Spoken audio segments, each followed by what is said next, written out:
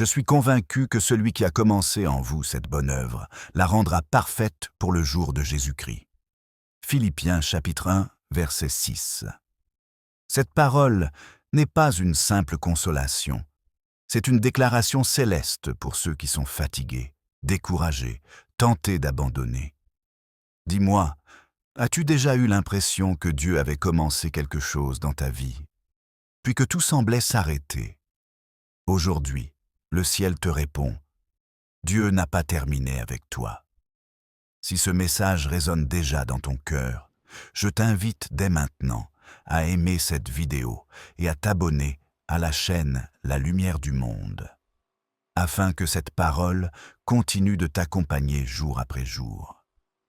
Ce que nous allons explorer ensemble n'est pas une théorie spirituelle, mais une vérité vivante, capable de restaurer ton espérance et de fortifier ta foi dans l'attente. Reste bien jusqu'à la fin, car je partagerai des clés spirituelles, profondes, et une prière qui peut transformer ta marche avec Dieu. Et écris dans les commentaires cette phrase de foi. Dieu achèvera ce qu'il a commencé en moi. Que cette déclaration devienne une semence de victoire dans ta vie. La vérité que Dieu ne laisse jamais son œuvre inachevée traverse toute l'Écriture comme un fil d'or. Dès la Genèse, nous voyons un Dieu qui crée avec intention et qui contemple son œuvre en déclarant qu'elle est très bonne. Genèse, chapitre 1, verset 31. Ce même Dieu agit dans l'histoire des hommes avec constance et fidélité. Il appelle Abraham, le façonne à travers l'attente et accomplit sa promesse malgré les années. Genèse chapitre 21, verset 2. Il choisit Moïse, un homme brisé, lent de parole, et pourtant, il mène la délivrance d'Israël à son terme. Exode chapitre 3, verset 12. Jésus lui-même affirme cette continuité divine lorsqu'il dit que le Père travaille sans cesse. Jean chapitre 5, verset 17. Pourtant, dans le monde actuel, cette vérité est souvent mal comprise, car beaucoup confondent les délais de Dieu avec des abandons et les silences divins avec des refus. Mais la Bible nous enseigne que l'attente fait partie du processus et que Dieu agit même lorsque l'homme ne voit rien. Habacuc chapitre 2, verset 3. Avant d'entrer pleinement dans la profondeur de cette révélation, laisse-moi te poser une question simple mais déterminante. Crois-tu vraiment que Dieu commence quelque chose sans avoir déjà prévu sa fin? Trop souvent, nous jugeons l'œuvre de Dieu à partir de ce que nos yeux voient dans l'instant présent, alors que le ciel regarde l'accomplissement final. Ce décalage est à l'origine de nombreux découragements spirituels, mais aujourd'hui, la parole va rétablir la vérité et fortifier ton cœur. Le premier principe fondamental que nous devons comprendre est que Dieu agit toujours avec un dessein éternel. La Bible déclare que Dieu connaît la fin dès le commencement. Ésaïe chapitre 46, verset 10. Cela signifie que lorsque Dieu initie une œuvre dans ta vie, il a déjà en vue son accomplissement parfait. Rien n'est improvisé dans le ciel. Ce qui te semble être un chaos est souvent une phase de construction invisible.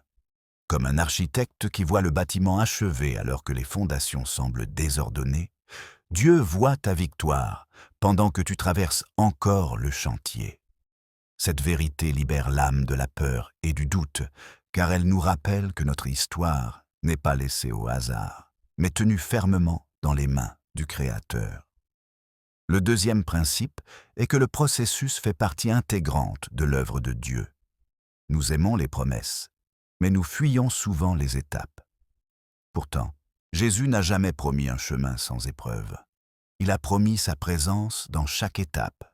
Matthieu, chapitre 28, verset 20. Regarde la vie de Joseph, appelé par des songes glorieux, mais plongé dans la fosse, vendu, oublié en prison. Et pourtant, chaque étape douloureuse était un maillon nécessaire pour l'élever à la position que Dieu avait prévue. Genèse, chapitre 50, verset 20.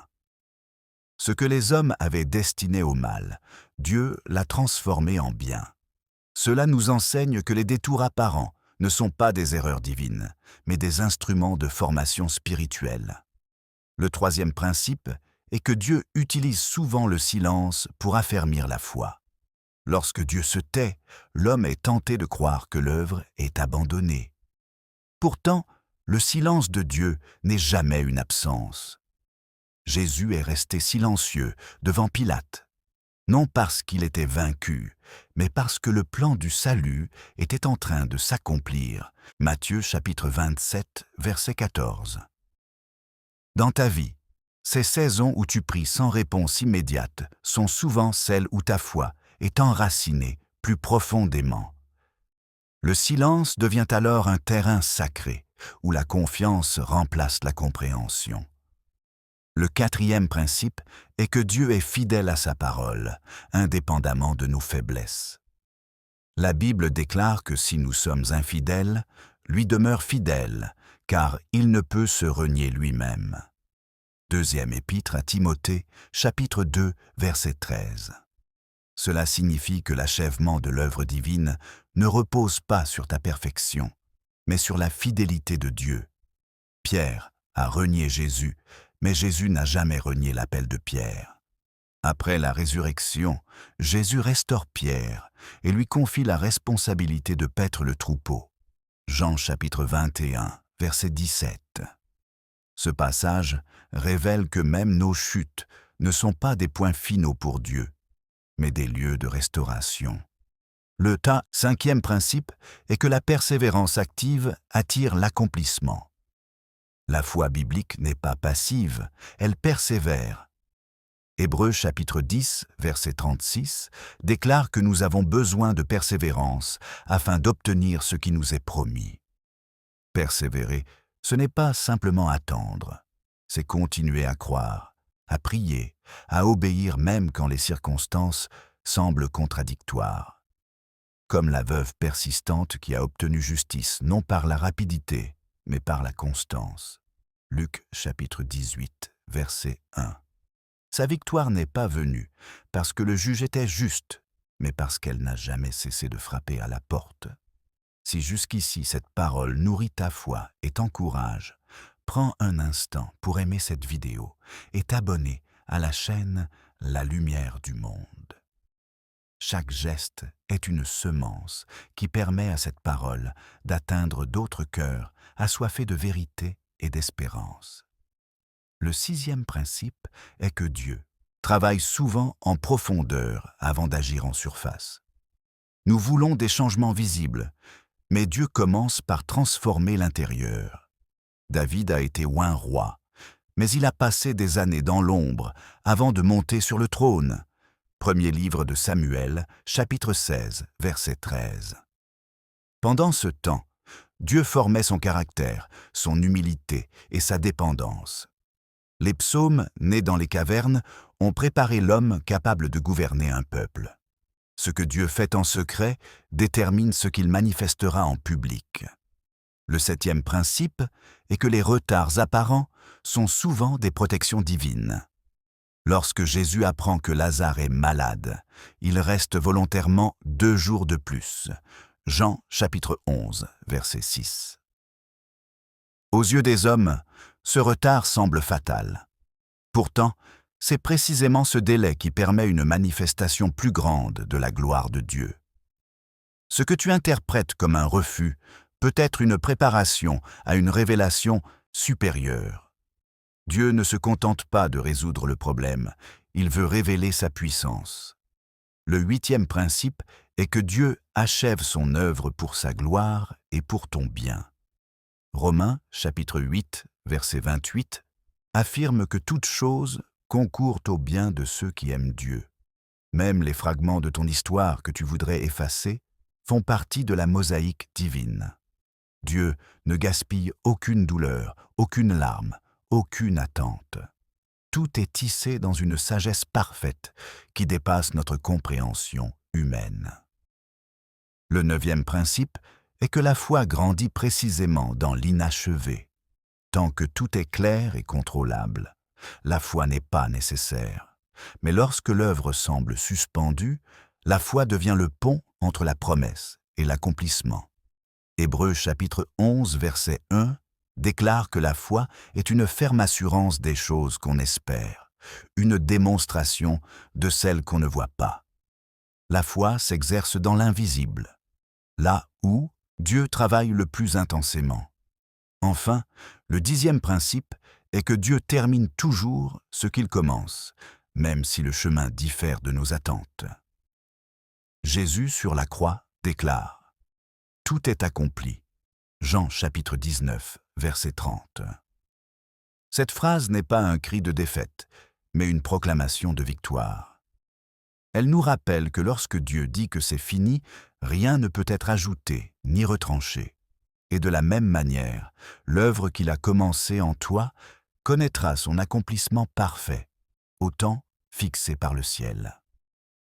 Ce message n'est pas seulement une parole d'encouragement, c'est une invitation à repositionner ton regard. Là où tu vois un chantier, Dieu voit un temple. Là où tu vois un retard, Dieu voit une orchestration divine.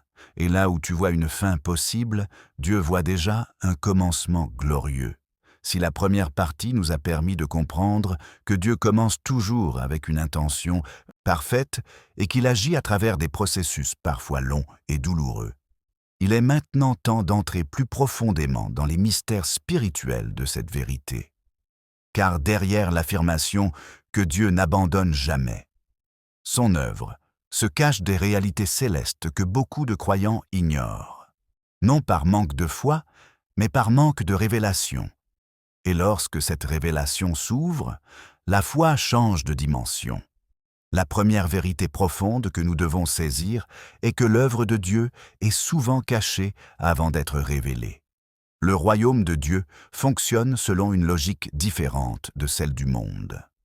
Jésus l'exprime clairement lorsqu'il dit que le royaume est semblable à une semence jetée en terre qui pousse d'elle-même d'abord l'herbe, puis l'épi, puis le grain tout formé dans l'épi.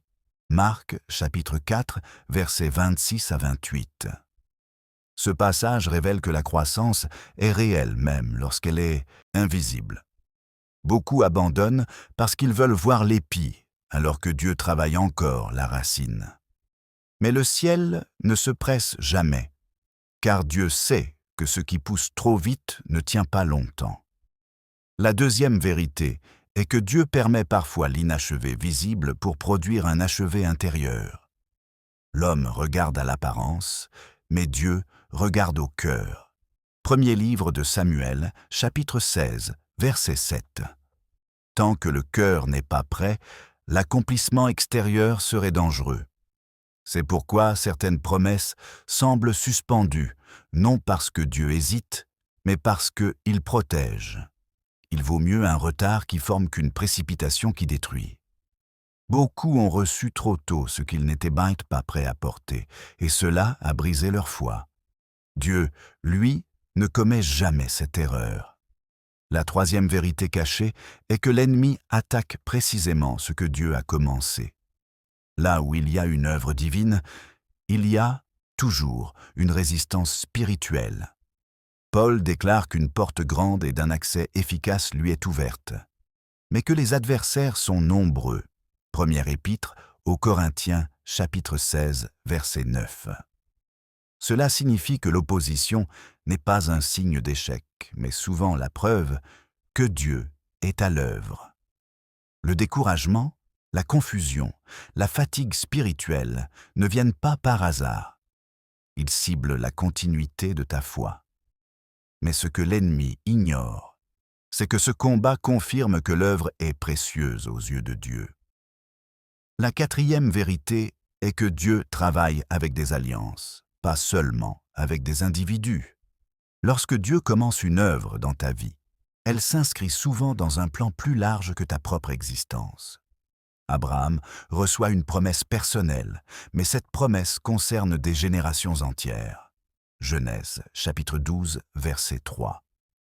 Cela signifie que ton abandon pourrait affecter plus que toi-même, tandis que ta persévérance peut libérer des bénédictions pour d'autres. Dieu achève son œuvre parce qu'il est fidèle à l'alliance, même lorsque l'homme vacille. La cinquième vérité est que Dieu utilise l'épreuve comme un outil d'achèvement.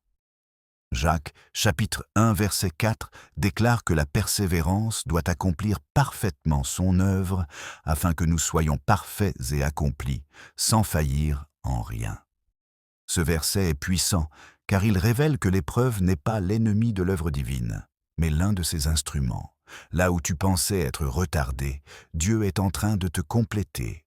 Chaque résistance polit ta foi, chaque attente affine ta dépendance à Dieu. La sixième vérité est que l'accomplissement de Dieu dépasse souvent ce que nous avions imaginé. Paul affirme que Dieu peut faire infiniment au-delà de tout ce que nous demandons ou pensons. Éphésiens, chapitre 3, verset 20. Lorsque Dieu commence une œuvre, il ne vise jamais le minimum. Mais pour atteindre ce niveau de gloire, il faut parfois traverser des zones d'ombre. Joseph n'aurait jamais imaginé qu'il gouvernerait l'Égypte entière. Pourtant, c'est au-delà même de ses songes d'adolescent que Dieu a agi. L'achèvement divin surpasse toujours la vision humaine initiale. La septième vérité est que l'inachevé apparent est parfois un appel à la maturité spirituelle. Paul écrit aux Galates en disant qu'ils souffrent les douleurs de l'enfantement jusqu'à ce que Christ soit formé en eux. Galates, chapitre 4, verset 19. Dieu ne cherche pas seulement à accomplir des projets, il cherche à former Christ en nous. Tant que cette formation n'est pas achevée, l'œuvre extérieure reste volontairement incomplète. Car Dieu privilégie toujours l'être avant le faire. La huitième vérité est que Dieu achève son œuvre, même à travers les saisons de perte. Beaucoup pensent que perdre signifie reculer. Mais dans le royaume de Dieu, perdre peut être un moyen d'achever. Jésus dit que celui qui perdra sa vie à cause de lui la trouvera. Matthieu, chapitre 16, verset 25. Certaines choses doivent mourir pour que l'œuvre divine atteigne sa pleine mesure. Les relations, les plans, les identités anciennes qui disparaissent ne sont pas toujours des échecs, mais des tailles divines pour produire plus de fruits. La neuvième vérité est que Dieu est engagé personnellement dans l'achèvement de son œuvre. Il ne délègue pas cette responsabilité. Le psaume déclare que l'Éternel achèvera ce qui me concerne. Psaume 138, verset 8. Ce verset est une promesse intime. Dieu ne se contente pas de commencer, il s'implique jusqu'à la fin. Cela signifie que ta vie n'est pas un projet abandonné sur une étagère céleste, mais une œuvre suivie, ajustée et menée à son terme par Dieu lui-même. La dixième vérité est que l'achèvement divin se manifeste souvent au moment où l'homme pense que tout est perdu. C'est à la croix que tout semblait fini, mais c'est au tombeau vide que tout a réellement commencé. Les disciples pensaient que l'œuvre de Jésus s'était arrêtée, mais Dieu préparait la résurrection. Luc, chapitre 24, verset 6. De la même manière, les moments où tu crois que tout s'effondre peuvent être les préludes d'une intervention divine majeure. Dieu aime transformer les fins humaines en commencements célestes. La onzième vérité est que Dieu utilise l'attente pour purifier la motivation. Tant que l'accomplissement tarde, les intentions profondes du cœur sont révélées. Cherches-tu Dieu pour ce qu'il donne ou pour ce qu'il est? David apprend à attendre l'Éternel et à s'appuyer sur lui seul. Psaume 27, verset 14. Cette attente n'est pas vide, elle est formatrice. Elle nettoie la foi de l'orgueil et de l'impatience.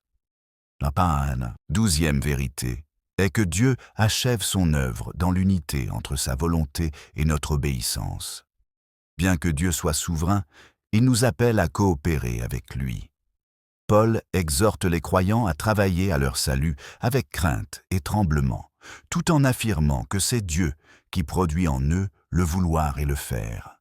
Philippiens, chapitre 2, versets 12 et 13. L'achèvement n'est pas une passivité totale, mais une marche alignée avec la volonté divine. La 13e vérité est que la persévérance libère la paix avant même l'accomplissement. Jésus promet une paix que le monde ne peut donner. Jean chapitre 14, verset 27. Cette paix ne dépend pas de l'aboutissement visible, mais de la certitude intérieure que Dieu est fidèle. Celui qui sait que Dieu achèvera son œuvre peut traverser l'inachevé sans être troublé, car sa confiance repose sur le caractère immuable de Dieu. La 14e vérité est que Dieu utilise la mémoire spirituelle pour soutenir la persévérance. Se souvenir de ce que Dieu a déjà fait nourrit la foi pour ce qu'il va faire. Le peuple d'Israël était souvent appelé à se souvenir des délivrances passées. Deutéronome, chapitre 8, verset 2. Lorsque tu te rappelles les commencements divins dans ta vie, tu renforces ta capacité à croire à leur achèvement. La 15e vérité est que l'achèvement de Dieu révèle toujours sa gloire. Jésus dit que la maladie de Lazare est pour la gloire de Dieu. Jean chapitre 11, verset 4. Ce qui semble incomplet aujourd'hui deviendra demain un témoignage puissant. L'œuvre achevée glorifie Dieu et édifie la foi des hommes. C'est pourquoi Dieu ne bâcle jamais ce qu'il commence. Sa gloire est en jeu. Ainsi, persévérer dans la foi n'est pas un simple effort humain. C'est une réponse spirituelle à une vérité éternelle. Dieu ne laisse jamais son œuvre inachevée. Ce que le ciel commence, le ciel le termine. Et cette certitude n'est pas destinée à calmer temporairement ton cœur, mais à transformer durablement ta manière de marcher avec Dieu. Maintenant que cette vérité a été révélée et enracinée dans notre esprit, il est temps de la laisser descendre dans la vie quotidienne, là où la foi est mise à l'épreuve, là où les promesses semblent parfois lointaines. Car une révélation qui ne transforme pas la manière de vivre reste incomplète, et Dieu désire une foi incarnée, vivante et agissante. La première application concrète de cette vérité est d'apprendre à changer ton langage intérieur. Beaucoup de croyants croient en Dieu, mais parlent constamment, comme si tout était déjà perdu. Or, la Bible enseigne que la vie et la mort sont au pouvoir de la langue. Proverbe, chapitre 18, verset 21. Si Dieu n'a pas terminé son œuvre, alors ton langage doit s'aligner avec cette vérité. Au lieu de dire « c'est fini », commence à dire « Dieu n'a pas encore fini ». Au lieu de dire « je n'y arriverai jamais », proclame « celui qui a commencé en moi achèvera ». La foi se nourrit de paroles alignées avec la promesse divine. La deuxième application est d'apprendre à prier autrement. Beaucoup prient uniquement pour que Dieu accélère, alors que Dieu invite parfois à prier pour discerner ce qu'il est en train de former. Jésus, au jardin de Gethsémane, ne prie pas pour éviter la croix, mais pour rester aligné avec la volonté du Père. Luc chapitre 22, verset 42. Lorsque tu comprends que Dieu achève toujours son œuvre, ta prière devient plus confiante, plus abandonnée, moins anxieuse. Tu pries non pour forcer Dieu à agir, mais pour marcher avec lui dans le processus. La troisième application est de persévérer dans l'obéissance même lorsque les résultats tardent. Noé a construit l'arche sans avoir jamais vu la pluie. Hébreux chapitre 11, verset 7. L'obéissance précède souvent la compréhension. Si Dieu t'a demandé quelque chose, continue de le faire, même si tu n'en vois pas encore le fruit. L'obéissance est une déclaration silencieuse de foi qui dit « Dieu, je te fais confiance jusqu'au bout ». La quatrième application est d'apprendre à discerner les saisons. Ecclésiaste chapitre 3, verset 1, déclare qu'il y a un temps pour toute chose sous les cieux. Si l'œuvre semble inachevée, peut-être es-tu simplement dans une saison de préparation. Forcer une saison n'accélère pas l'accomplissement, mais peut l'endommager. Le croyant mûr apprend à marcher au rythme de Dieu, pas au rythme de sa peur. La cinquième application est de rester fidèle, même dans les petites choses. Jésus affirme que celui qui est fidèle dans les petites choses l'est aussi dans les grandes. Luc chapitre 16, verset 10. Beaucoup veulent l'accomplissement final, sans honorer les étapes discrètes. Mais Dieu observe la fidélité dans l'invisible. Chaque acte de foi, chaque prière silencieuse, chaque choix juste participe à l'achèvement de l'œuvre divine.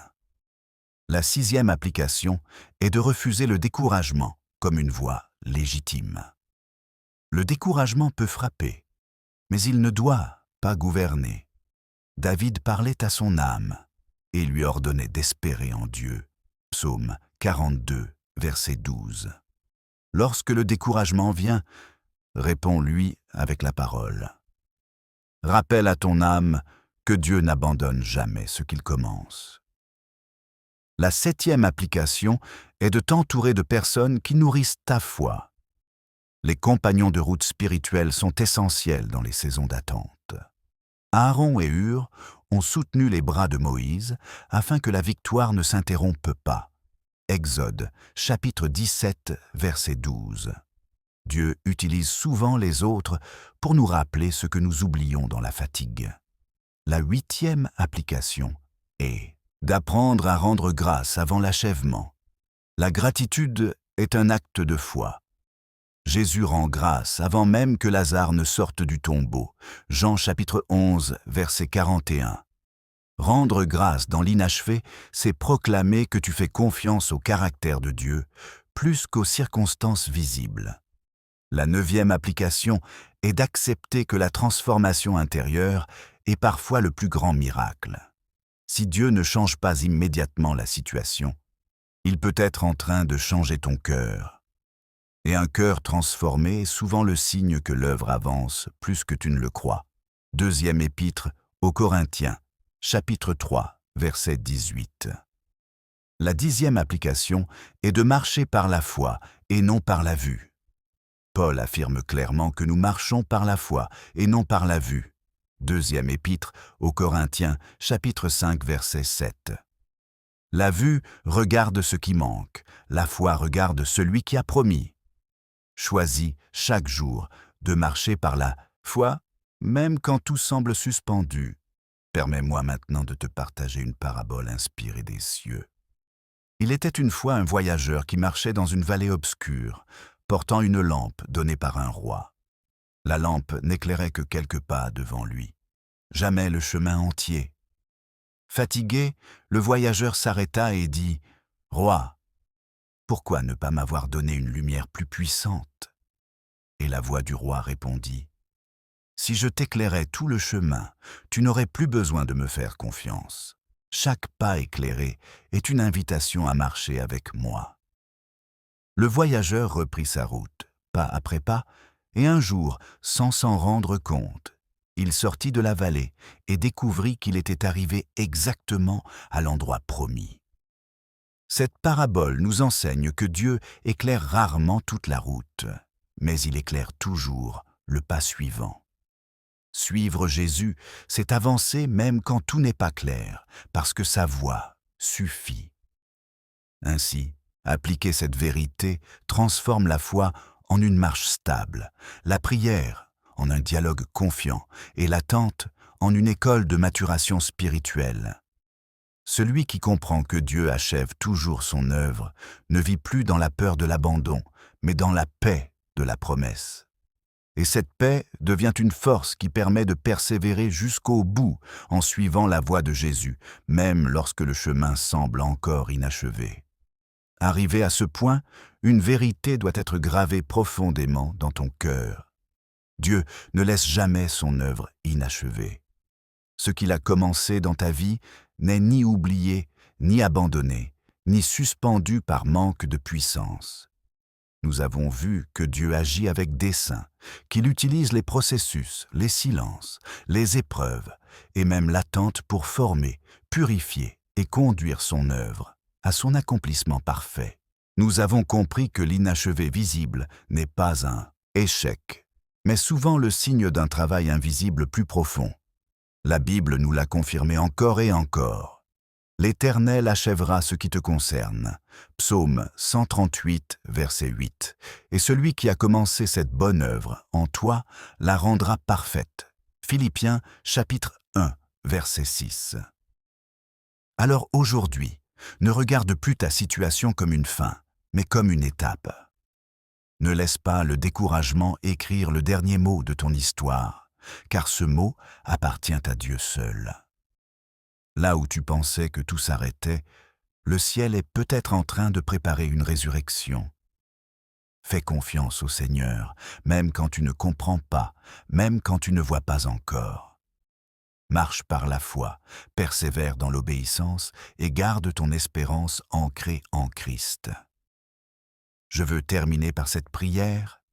Seigneur, je te remercie parce que tu es fidèle. Merci parce que tu n'abandonnes jamais ce que tu commences. Fortifie la foi de celui qui écoute, relève celui qui est fatigué. Et rappelle à chaque cœur que ton œuvre ira jusqu'au bout, selon ta volonté parfaite, au nom de Jésus. Si ce message t'a touché, partage-le avec quelqu'un qui a besoin d'espérance.